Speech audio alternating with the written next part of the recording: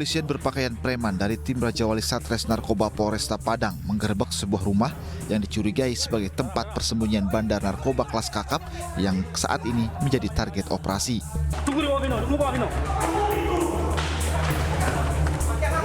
Dari hasil penggerebekan, 2 bandar narkoba bernama Ade dan Vandem berhasil diamankan petugas di kamarnya yang berada di lantai 2. Selain menangkap bandar, petugas juga menyita barang bukti sabu beserta timbangan digital dan 57 butir pil ekstasi yang disembunyikan dalam amplop. Dan dari hasil pendalaman interogasi kepada pelaku itu barang bukti didapat dari provinsi tetangga daerah Riau dan rencana akan diedarkan di tempat-tempat hiburan malam di Kota Padang. Pelaku diamankan di mana, Bang? Pelaku diamankan di rumah orang tua pelaku di daerah Bandar Buat, Sungai Balang, di dalam kamar. Untuk kepentingan penyelidikan, 2 tersangka dibawa ke Mapolresta Padang bersama barang bukti. Atas perbuatannya, tersangka dijerat Undang-Undang Narkoba dengan ancaman hukuman minimal 4 tahun penjara. Dari Padang, Sumatera Barat, Budi Sunandar, iNews melaporkan.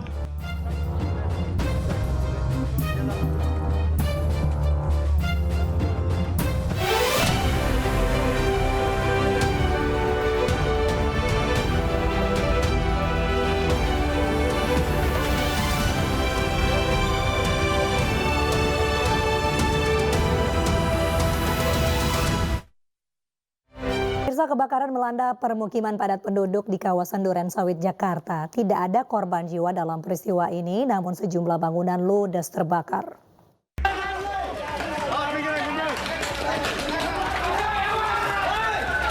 Beginilah kondisi kebakaran yang terjadi di permukiman padat penduduk di Jalan Pertanian Selatan, Kelurahan Klender, Kecamatan Durensawit, Jakarta Timur, Minggu siang.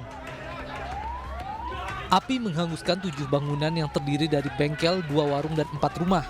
Belum diketahui penyebab kebakaran ini, namun api diduga berasal dari salah satu bangunan hingga membesar dan merambat ke bangunan lain. Terbakar ini ada 7 bangunan, ada rumah, bengkel, maupun ada agen makanan. Namun untuk penyebabnya kami belum ketahui, karena kami simpang siur apakah api dari tengah atau dari pinggir. 17 unit mobil damkar dikerahkan guna memadamkan api. Tidak ada korban jiwa dalam kebakaran ini, namun kerugian ditaksir mencapai sekitar 1 miliar rupiah. Dari Jakarta, Rio Manik, iNews melaporkan. Hujan deras semalam, Jalan Nasional Penghubung Aceh Sumatera Utara lumpuh. Ribuan korban banjir juga memilih bertahan di rumah dengan memanfaatkan lantai darurat untuk beraktivitas.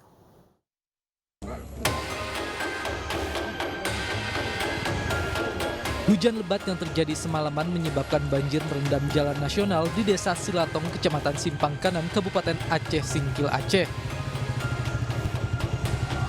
Akibatnya akses lalu lintas lumpuh dan sejumlah tim gabungan dikerahkan guna membantu warga yang hendak menyeberang. Nampak sejumlah kendaraan yang mencoba melintasi lokasi banjir mengalami mogok mesin lantaran banjir yang cukup tinggi. Sementara itu, banjir yang merendam 25 desa dari 4 kecamatan di Kabupaten Aceh Singkil kian berdampak pada aktivitas belasan ribu warga. Terkait hal tersebut, ratusan korban banjir telah memilih mengungsi ke rumah kerabat terdekat. Namun ribuan korban lainnya masih memilih bertahan di rumah masing-masing dengan memanfaatkan lantai darurat untuk beraktivitas di rumah selama banjir. Diketahui hingga saat ini banjir yang merendam Kabupaten Aceh Singkil memiliki ketinggian bervariasi, mulai dari 70 cm hingga 1,9 meter. Selain merendam rumah, banjir juga merendam sejumlah fasilitas umum serta kantor instansi pemerintah. Dari Kabupaten Aceh Singkil, Aceh, Suparman Munte, iNews melaporkan.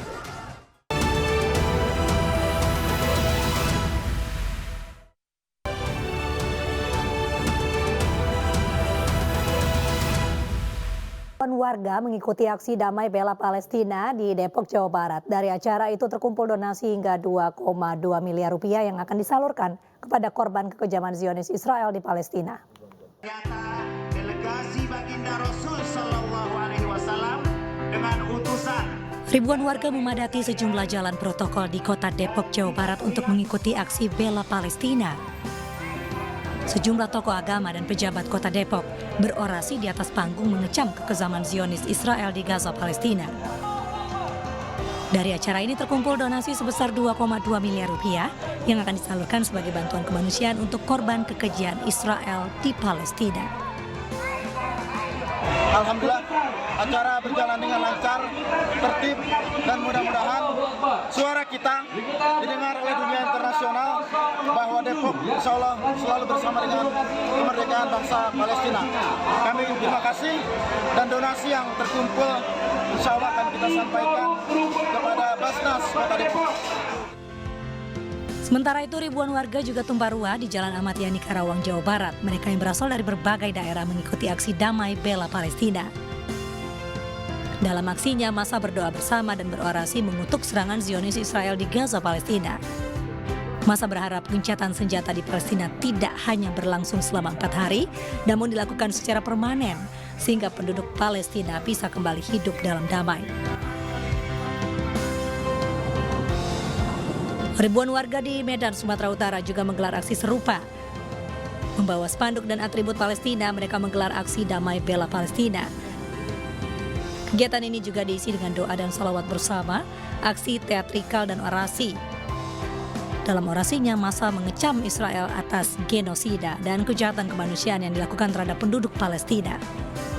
Massa juga mendukung kemerdekaan bangsa Palestina dan menuntut Israel bisa dijatuhi sanksi karena dinilai telah melanggar hukum humanitar internasional. Tim Liputan iNews melaporkan.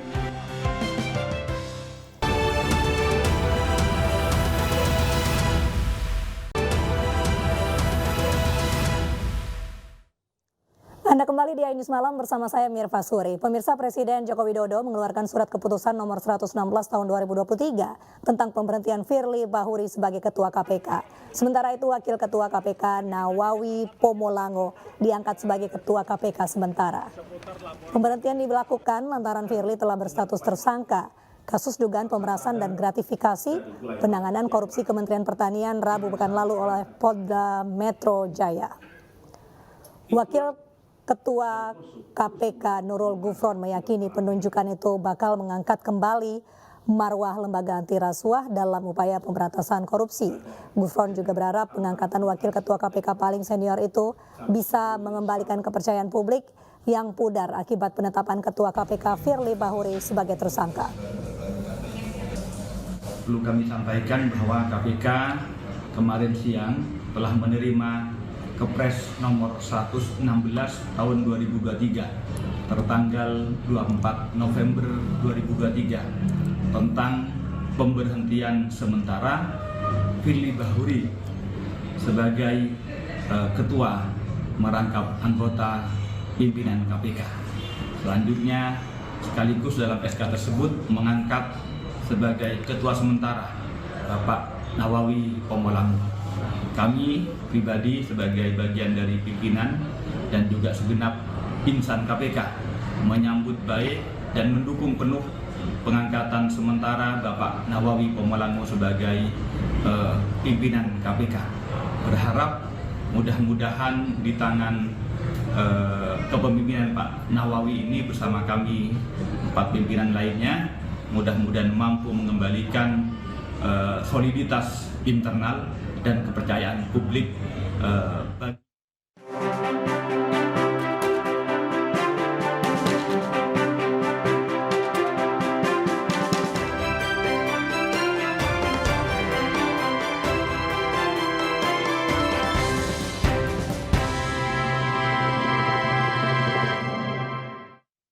Pemirsa, calon presiden dari Partai Perindo nomor urut 3, Ganjar Pranowo bertemu dengan Gen Z dan milenial di Pontianak, Kalimantan Barat. Ganjar mendengar langsung mulai dari ide, gagasan dan harapan mereka yang ada di Kalimantan Barat, khususnya Pontianak.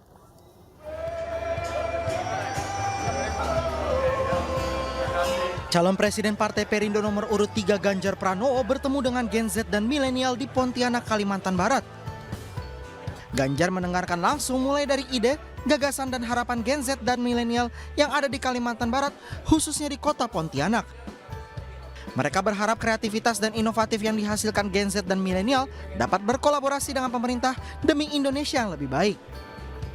Saya selalu mendapatkan kejutan ketika ketemu anak muda. Ada yang kreatif, ada yang bisa langsung perform, menunjukkan bahwa anak-anak muda kita punya talenta. Yang saya pikirkan ternyata klop. Jadi ada yang menarik datang dari luar Sumawi. Dia berharap bahwa seluruh kesempatan untuk berekspresi, untuk meniti karir itu sama. Maka demokratisasinya mesti dijaga tren. Tapi ada juga yang mengatakan, Pak, saya punya talenta tapi saya tidak punya ruang untuk bisa mengembangkan. Saya makin yakin betapa penting adanya kreatif hub di beberapa tempat agar anak-anak muda bisa mengembangkan bakatnya. Saya kira klop dan ini mengkonfirmasi apa yang menjadi persoalan mereka. Usai mendengar langsung aspirasi dari Gen Z dan milenial, Ganjar pamit dan minta doa restu kepada para muda-mudi Kalimantan Barat. Dari Pontianak, Kalimantan Barat, Uun Yuniar, iNews melaporkan. Calon Wakil Presiden dari Partai Perindo Mahfud MD bertemu dengan komunitas Tionghoa HK di Pontianak, Kalimantan Barat. Dalam pertemuan itu, komunitas Tionghoa HK menyatakan dukungan untuk paslon nomor urut 3 di Pilpres 2024. Kedatangan Mahfud MD disambut tarian barongsai. Mahfud yang datang dengan Ketua Umum Partai Hanura Osman Sabtaodang mengapresiasi penyambutan dari komunitas. Di hadapan Mahfud, komunitas Tionghoa HK menyampaikan dukungan untuk Pilpres 2024. Mahfud menerima dukungan sebagai amanah dari rakyat. Ia pun menegaskan kedatangan dirinya bukan sedang berkampanye, namun menyerap aspirasi masyarakat. Ya, saya tentu kalau menerima dukungan dari siapapun, kapanpun, kita bersyukur dan kita anggap itu sebagai amanah. Sebagai pengikat batin bahwa kita akan bekerja sesuai dengan yang lahir dari jiwa dukungan. Bagus. Pak, kalau dukungan dari partai ini bisa menaikkan kemenangan di Kalbar? Sangat optimis. Karena di seluruh